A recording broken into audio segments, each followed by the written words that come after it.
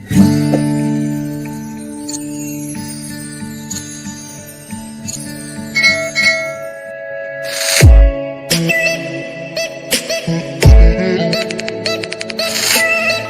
आज आपको एक ऐसी नेचुरल रेमेडी बताऊंगी जिसके इस्तेमाल से आप बिना किसी नुकसान के अपनी जल्द को गोरा शादाब और खिला खिला बना सकते हैं।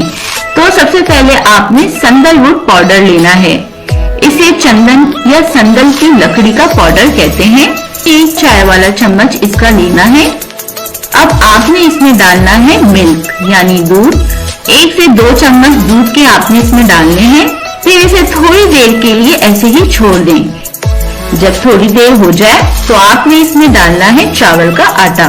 2 चम्मच आप इसके डालेंगे। अब आपने इसमें डालना है एलोवेरा जेल। आधा चम्मच आप इसका डालेंगे। अब इसे अच्छे से मिक्स कर लें और वीडियो अच्छी लग रही है तो लाइक कर दें। इसे आप दिन में 2 बार लगाएंगे। एक बार सुबह लगा लें और 20 मिनट बाद जल्द को धो लें और एक बार ऐसा ही आप रात में करेंगे